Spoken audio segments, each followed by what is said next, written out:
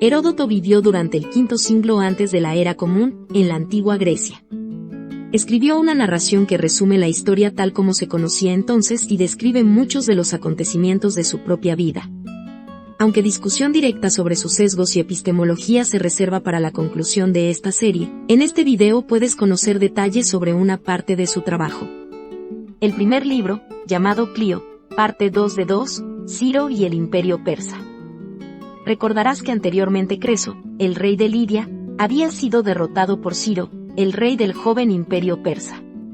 El persa había optado por no matar a Creso y, en cambio, lo convirtió en un consejero real. El primer consejo que Creso da a Ciro se refiere a cómo debe usarse el botín obtenido por las conquistas de su propia ciudad. El rey conquistado aconseja al conquistador que si a los soldados se les permite tener a voluntad, inevitablemente uno se hará lo suficientemente rico como para competir contra el conquistador. En cambio, dice Creso, Ciro debería grabar a los soldados con la excusa de una ofrenda religiosa para asegurarse de que ningún soldado obtenga demasiada riqueza. Esto puede parecer una tontería, pero en realidad es muy sabio. Donde no hay suficientes impuestos, o bien surge la tiranía, o bien el tirano actual es desafiado por un contendiente rico. Heródoto entonces describe cómo los persas llegaron a ser lo que eran antes de la guerra contra Creso y cómo Ciro subió al poder.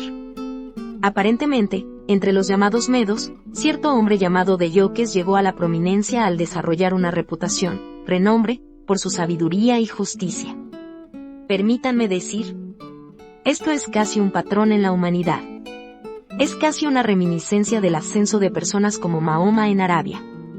Parecería haber, en cierto punto de desarrollo, una tendencia del hombre a ganar el control en virtud del carisma, de la personalidad. De cualquier manera, este hombre supuestamente convence a los medos, es decir, a varios pueblos pequeños, para que se unan y lo elijan como rey.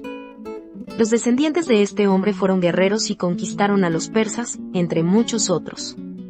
Se les describe como los primeros gobernantes de Asia, por supuesto, eso sería Oriente Medio. A lo largo del camino, el historiador menciona el primer general en organizar sus tropas en divisiones separadas.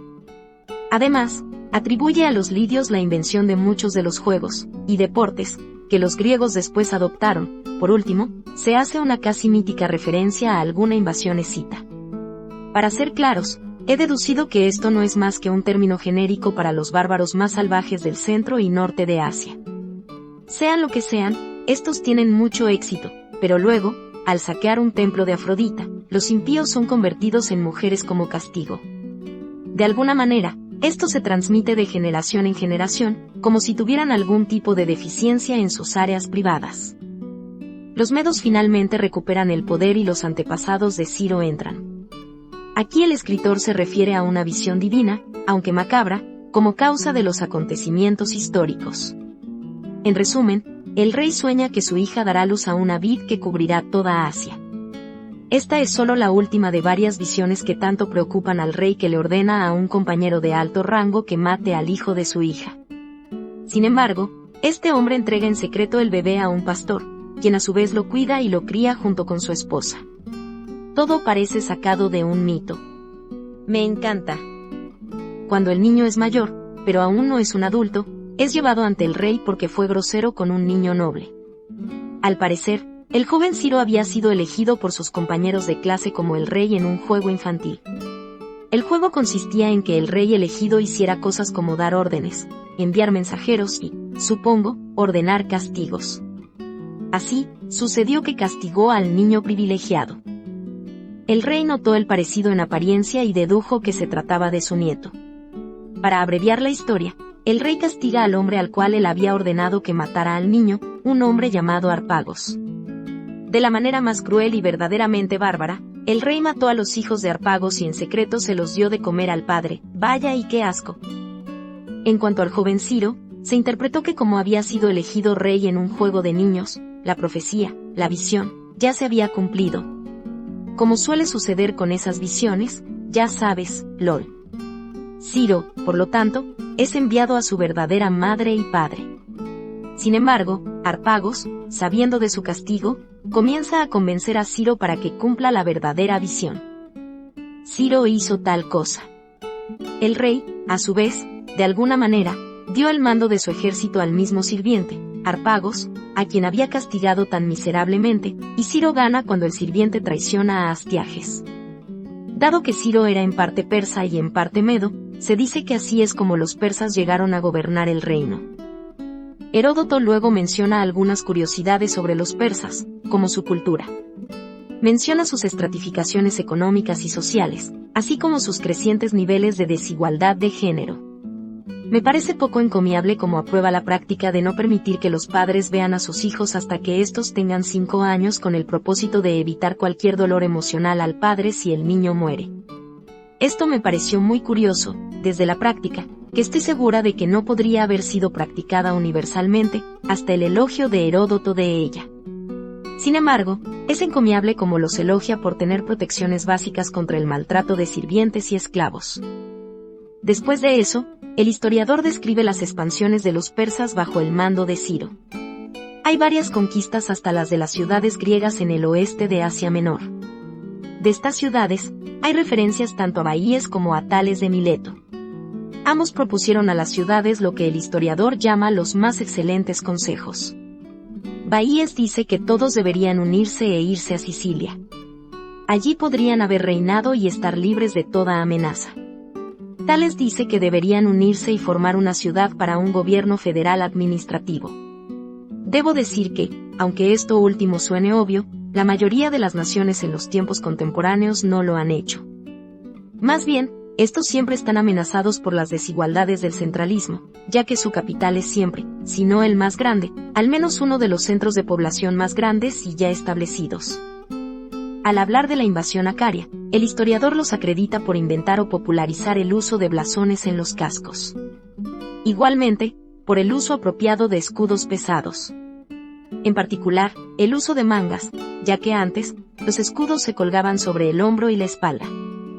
Entonces se introduce una descripción sobre la conquista más grande de todas, la gloriosa ciudad de Babilonia. Heródoto comienza diciendo que esta ciudad, que entonces pertenecía a los asirios, tenía una magnificencia mayor que todas las demás ciudades de las que tenemos conocimiento. Entra en algunos detalles sobre las diversas maravillas o edificios. Lo más curioso es la mención de una torre que estaba compuesta por 8 torres, una encima de la otra, cada una más pequeña que la anterior.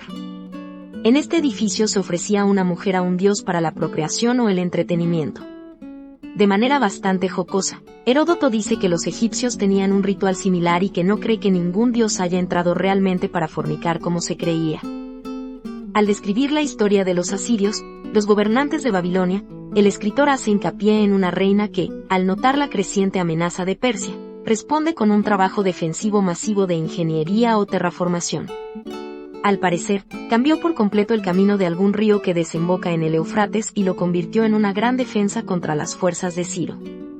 Quizás aún más notable, esta misma reina, cuando murió, colocó una inscripción en su tumba advirtiendo a cualquier futuro gobernante que en su interior se encontraría oro y riquezas que podrían usarse en caso de emergencia.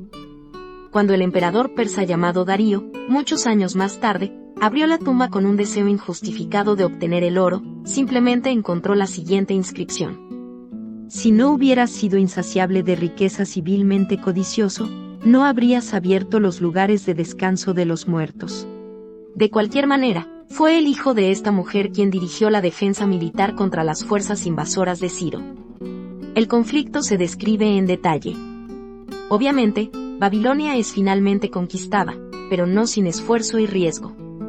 Para ser breve, permítanme simplemente decir que los babilonios, si hubieran anticipado la eventual estratagema de Ciro, podrían haber inundado cierta área y ahogado a todo el ejército persa. Al final, la antigua Siria, siendo tan próspera, abarcaba al menos 1/3 de la riqueza, los recursos o la capacidad persa. Heródoto da algunos, supuestamente, detalles o pruebas de la riqueza de la ciudad y del imperio persa. Digo supuestamente porque es difícil de poner en perspectiva dado a el paso del tiempo. Por supuesto, las invasiones de Ciro no terminaron con Babilonia. Más bien, lucha contra ciertos mesajistas que eran gobernados por una mujer. No pude averiguar, con exactitud, dónde se encontraban, en algún lugar de las montañas del Caspio. Bastaría con que se supiera que Ciro es derrotado y muere. Heródoto califica la batalla final entre estas dos fuerzas como la más feroz jamás librada por dos ejércitos bárbaros. Con esto termina el primero de los libros.